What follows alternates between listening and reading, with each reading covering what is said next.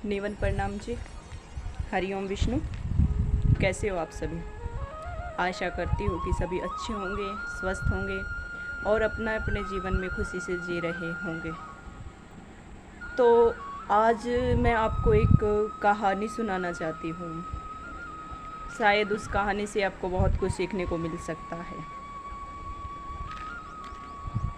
आपके मन में एक क्वेश्चन है कि हमारे साथ जो कुछ होता है, जो घटना होती है या जो वातावरण क्रिएट होता है, उसके पीछे कारण हमारे माता पिता है या हमारी फैमिली है या हमारा फ्रेंड है, जो भी दोस्ती है, क्योंकि कहते हैं अच्छी संगति में रहो।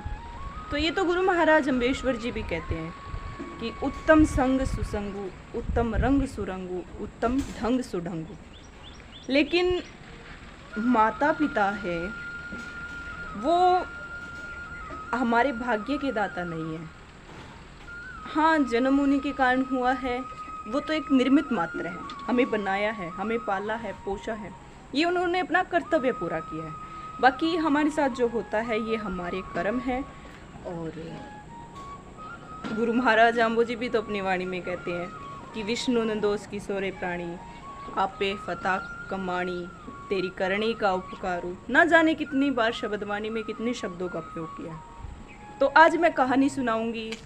एक समय, कुछ समय पहले की बात है, एक राजा थे बिसल देव, जिनकी 7 बेटियां थीं और वो राजा बड़े अच्छे थे और अपना शासन अच्छे से कर रहे थे। तो उन्होंने एक दिन अपनी प्रजा से पूछा कि आप मुझे एक बात बताओ, आप सभी को दाता कौन है आप सभी के दाता, यानी कि आपका पालन पोषण कौन करते हैं? तो उस प्रजा ने कहा कि हे राजन, हमारा पालन पोषण तो आप करते हैं, लेकिन हम भूल बैठे हैं कि पालन पोषण तो परमात्मा विष्णु करते हैं। तो फिर राजा खुश हुआ, अहंकार आया कि मेरी प्रजा मेरे वश में है, मतलब उनका पेट मैं भरता हूँ। फिर 6 बेटियों की शादी कर रखी थी और दामाद उन्हीं के साथ रहते थे। उन दामादों से पूछा, बेटियों से पूछा, बेटियों ने कहा कि पिताजी आप, दामादों ने कहा कि आप। अपनी रानियों से पूछा कि तुम्हारा पालन पोषण कौन करता है, और माने तुम्हारा पिता कौन है, परमेश्वर कौन है? हमारे देव तो आप हैं। उनकी एक बेटी थी पद्मा, जो अभी कुंवारी थी, जिनकी शादी नहीं हुए थे। उसे बुलाया और उससे पूछा गया कि बेटा एक बात बताओ, तुम्हारे पालन पोषण करता कौन है, अर्थात तुम्हारे पिता कौन है? बेटी कहती है कि पापा आपको अहंकार है, पालन पोषण करने वाले पिता विष्णु हैं और मैं मेरे भाग्य का खाती हूँ। मतलब आपके भाग्य का नहीं खाती, मेरे भाग्य में जो लिखा है मैं उतना ही खाऊंगी।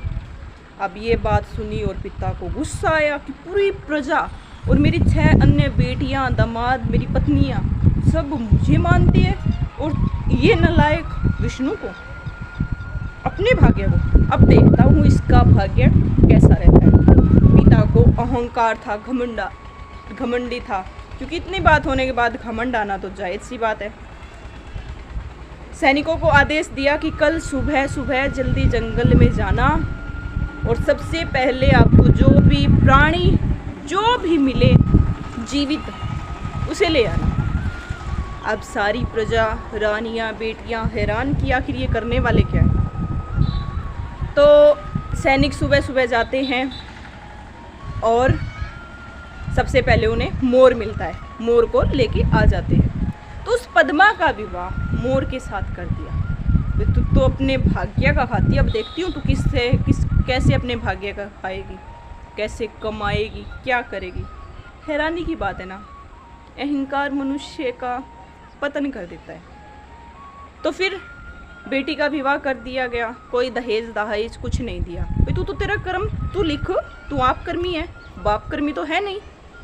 तो बेटी चली जाती है, दूर जंगल में जाती है, रात हो जाती है, तूफान आता है रात को। तो मोर चट्टान से सिर भिड़ा और मोर मर गया। अब पद्मा रोए, भगवान को याद करे कि हे भगवान, ये तुमने मेरे साथ क्या कर दिया, मैंने क्या गलत कहा था।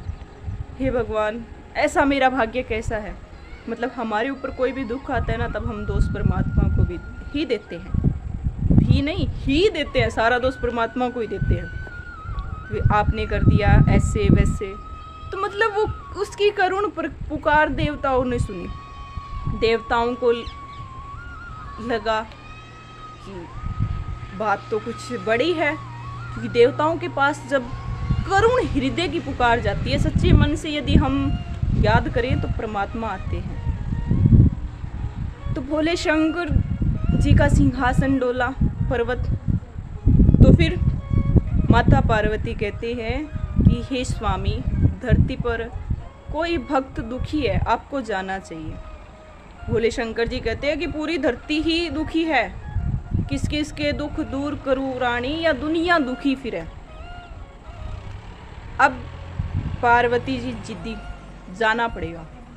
आते हैं, पद्मा जी से मिलते हैं, पद्मा अपनी कहानी सुनाती है। तो फिर भोले शंकर कहते हैं कि ये तेरे भाग्य में लिखा था और ये मोर ध्वज है, ये किसी कारणवश मोर बने हैं, इनका विवाह तेरे साथ होना था और ऐसे ही इन्हें पुरुष बनना था। तो फिर भोले शंकर ने उन्हें वरदान दिया और वो मोर है वो जीवित हुआ और मनुष्य में बदल गया। और फिर वो राजा बना है, उन्होंने मतलब अपना अलग राज्य बनाया। तो कुछ समय बाद,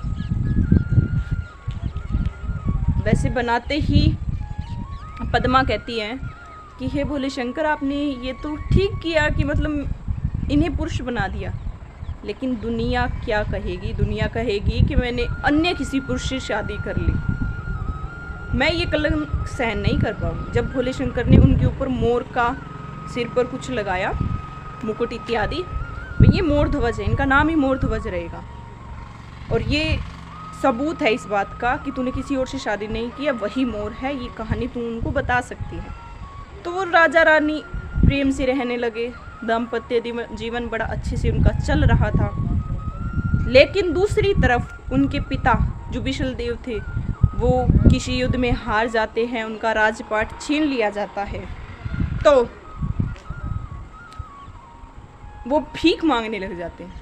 एक दिन भीख मांगते हुए पद्मा के महल में आ जाते हैं और पद्मा अपने पिताजी को पहचान जाती है। पद्मा अपने पिताजी के चरण स्पर्श करती है और मोरध्वज भी अपने ससुर जी के चरण स्पर्श करते हैं। और उसके पिता कहते हैं कि बेटी तूने ये क्या किया, किसी और से शादी कर ली। उन्होंने सारी कहानी सुनाई और उनके पिता उनसे माफ़ी मांगते हैं कि बेटी मुझे क्षमा कर दो। इसलिए जो होता है वो अच्छा होता है। तो ये कहानी शायद आपके जीवन को बदल सकती है। ज़्यादा से ज़्यादा शेयर कीजिएगा। कैसी लगी कमेंट करके अवश्य बताइएगा। धन्यवाद जी। हरिओम विष्णु। फिर कभी मिलते हैं नए किसी टॉपिक पर।